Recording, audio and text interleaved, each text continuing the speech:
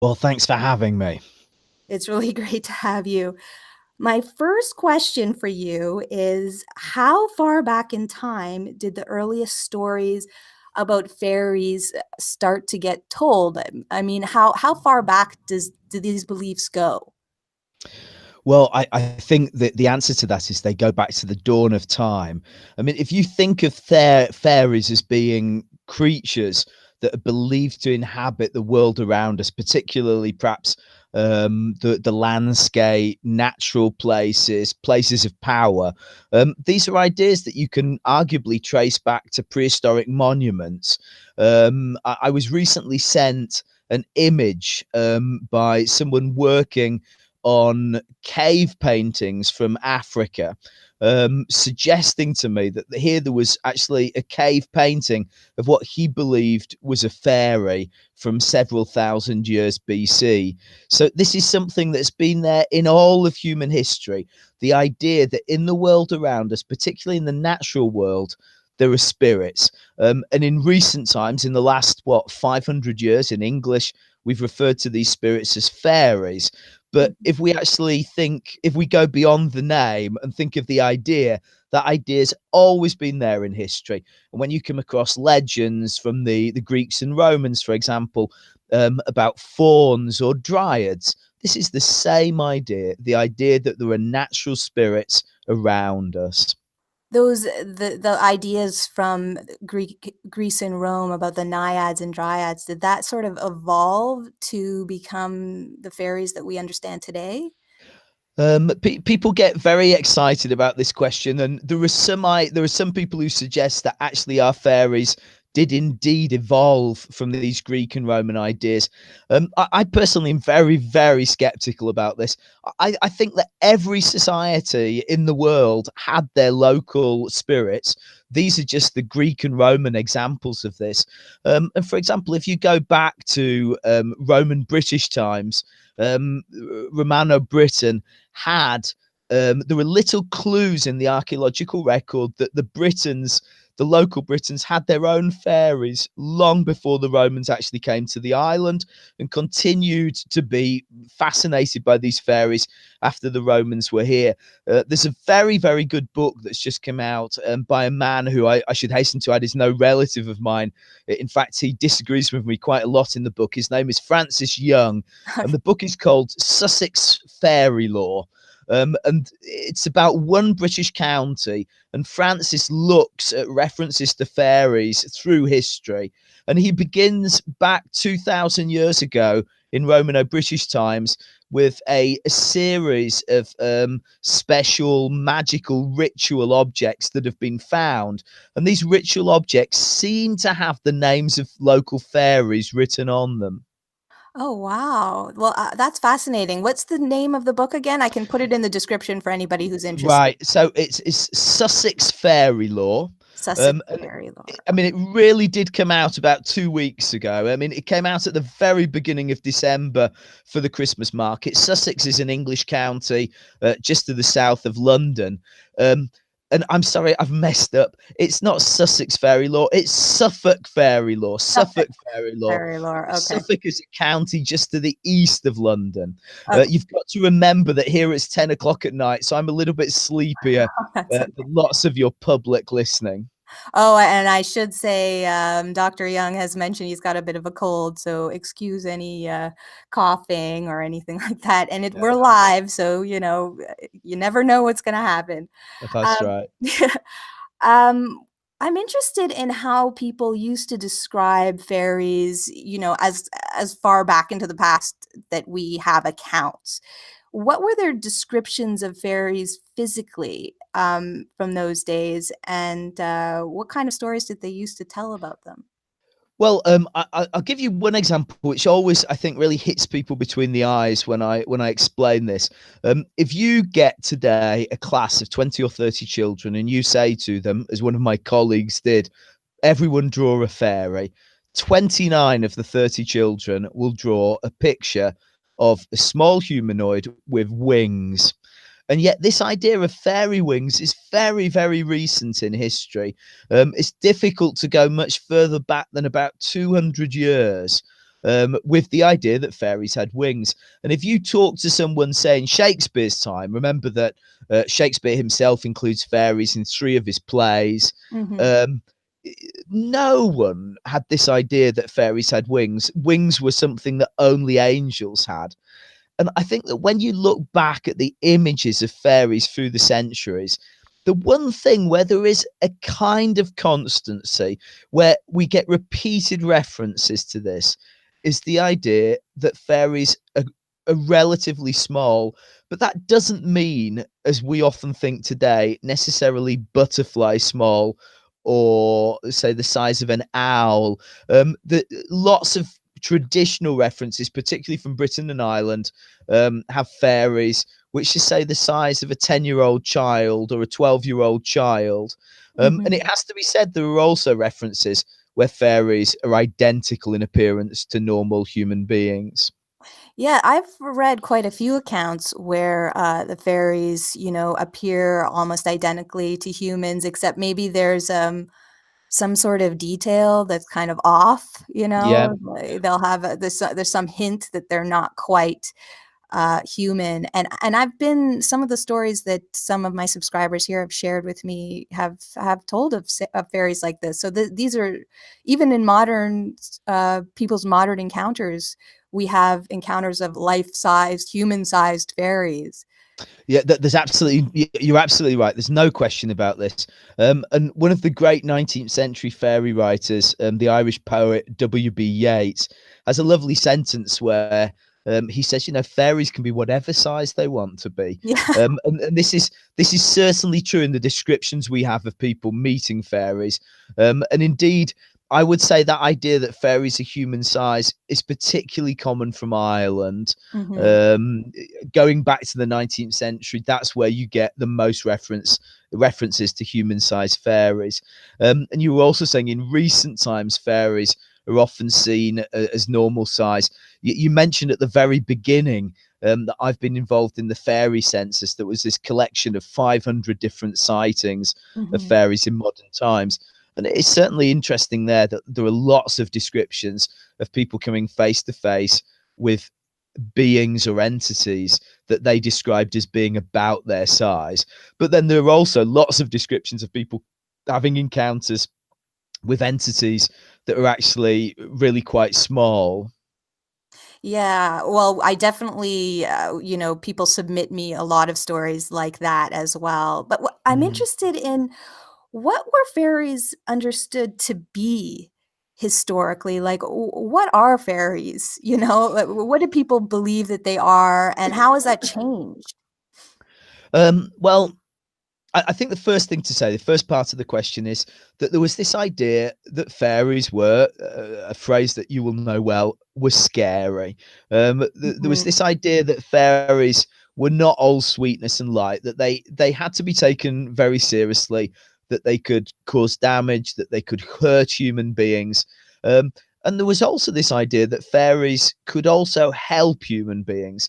So they weren't demons. They weren't creatures that were unambiguously bad, but there was this sense that they could be good or bad depending on their moods, depending on their own private rules. And one of the slightly alarming things about fairies, in traditional accounts, is that you often get this sense that for people living in farms, in small communities dotted around the countryside, the fairies' rules were very, very strict. The fairies had a series of rules that humans were expected to follow. And if they didn't, things could get very serious very quickly.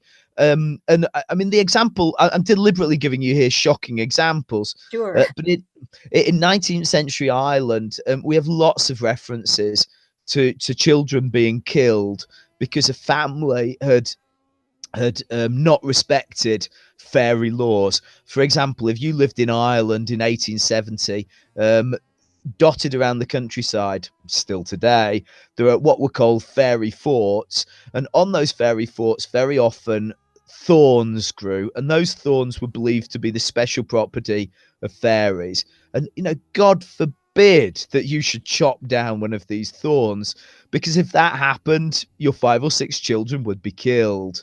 I mean, they would die one by one. And so I think that that's just a reminder that people who used to come into contact with fairies had not just respect for fairies, but really a very great fear for fairies. Yeah, I've also read about people, sort of lining up their front door and their back door so fairy processions can go through. Is that something that's familiar to you? I don't know Yeah, where I might. I mean, we get hints of this from Britain, but the place you find it most of all is Ireland. Mm. And there is the idea that the fairies have special roads, and these roads are typically straight and they line up between different places where fairy groups, we could almost say fairy tribes, are supposed to live. Because another of the important things in Irish folklore, but we get quite a lot of this in British folklore too, is that the fairies are constantly fighting each other. There's a kind of a Game of Thrones thing going on there between the different factions of fairies. And when you built a house in the Irish countryside in the 19th century, it was very important to be sure that you didn't accidentally build on a fairy roof, excuse me, a fairy route, because Mhm. that was a sure way to annoy the fairies. And there is, I don't know if you've ever come across this, but it's worth you and perhaps your listeners looking out for this. There's a lovely photograph, and I think it's in McManus's book on the fairies, where there's a 19th century Irish house that's missing a corner because the family had a series of tragedies in the family. The local, let's say, fairy doctor, this was the 19th century Irish term for people who could talk and interact with fairies, told them that they'd accidentally built the house on a fairy track. And at this point, they removed the corner of a house so the fairies could have free access. And at that point, the run of bad luck that the family had been having ceased. Wow. And what's the name of the book again? I'll put any books that are mentioned in the stream in the description. So if anyone's interested in those books and wants to pick them up, they can Right. do so. So Yeah, this is one of the very best fairy books from the 20th century. Um, and it's I've made the mistake. This is typical amateur hour on my part. I've made the mistake of standing up and pulling out my speaker. that's all right. Live broadcast. Anything can happen. It's a book by Damien McManus. Damon Madness. It's called oh, I'm going to walk across the room and just have a look. This You know is what? the price That's all right. We can put of having a cold. we can do it after the stream. Like, 'cause Okay. what I'll do is any books that are mentioned, I'll go and look over them, and then in the end, I'll do a list below. Anyway, it's Damien McManus, and it really is a fabulous book. It's called The Middle Kingdom. The Middle Kingdom. The Middle Kingdom. That's great. Is that where? And I think that your listeners will particularly enjoy this because it's just so full of fairy experiences. It's not just folklorists talking about fairy theory. It's people actually describing lived experiences. Yeah, and that's definitely what my channel's all about. So yeah, that's the right audience for that. Mm. I'm interested in what sort of places specifically, fairies are associated with. I know that they're associated with nature, the farm and that kind of thing. But also, are there places that you found through the fairy census, for example, where there are particular hotspots or hubs of fairy activities where you get more people reporting experiences than others, that sort of thing? Yeah, that's an interesting question. One thing I'd start by saying is you started off with this interesting comment that fairies are particularly associated with natural places, and I said something similar before. But even that you could play around with as an idea. I think fairies are particularly associated with places, which isn't necessarily quite the same thing. And we do, for example, in British and Irish tradition, again in both countries, have this idea that some kinds of fairies, and remember there are different kinds, are particularly associated with actual human habitations. Mhm. Britain, for example, has a type of fairy called the hob, and the hob or hob was particularly, it was believed to live in or near certain houses, and this fairy would become, they always lived on their own, but they were fairies who had a relationship with the human family, and they would help the family, or sometimes they would become angry with the family. And then, like you say, there were also places in the countryside, particularly associated with fairies. And I think that these are places that I always think of them as being charismatic places. Mhm. Sometimes they're a lake, sometimes they're a hill, sometimes they're a wood. But for one reason or another, the local community has come to believe that these places are special. Many years ago, I was in Ireland, and I was with an Irish woman and an Italian friend, and we were driving through the countryside. And this woman suddenly said to I and my Italian friend, you know, this is a place here.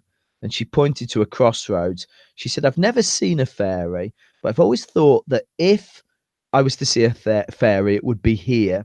And clearly, in this woman's mind, driving backwards and forwards to Dublin every day, this place registered in some way as being a powerful place.